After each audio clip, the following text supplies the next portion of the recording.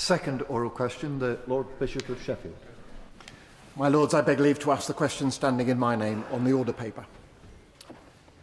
My Lords, the Environment Agency routinely uses technology to improve flood detection and prevention, including enhanced warning systems, drones and digital tools to support early detection and preparedness. It is expanding the use of remote sensing and real-time monitoring to assess the condition of flood defence assets, strengthening forecasting and optimise maintenance. In 2025, the agency published a new national flood risk assessment outlining current and future flood and coastal erosion risks across England. I'm grateful to the Minister for that answer. My Lords, the severe flooding that we have experienced again this winter makes it clear that increasingly urgent further action is surely needed to protect homes, businesses and communities.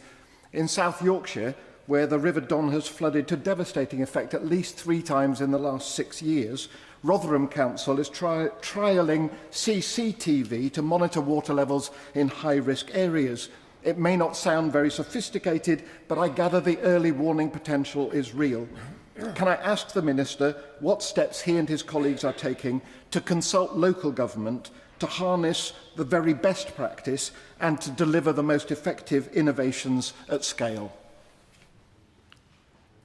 Well, I thank the Right Reverend Prelate for bringing the actions of Rotherham Council to our attention. He's absolutely right. The whole of South Yorkshire is subject to has been subject to some severe floodings, and it's and as he said, in places like Rotherham, sometimes basic, simple solutions are the best. I would say that to address his wider point, we're working closely with local government to ensure lessons from recent flooding and innovations we are seeing across the country can be adapted at scale.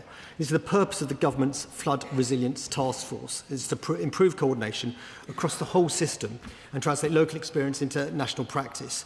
Recently, the task force met in Manchester and considered how case studies from local partners in areas like Greater Manchester and also devolved governments such as Northern Ireland in the case of the meeting the other day on innovation in forecasting, community resilience and emergency response can be replicated more widely.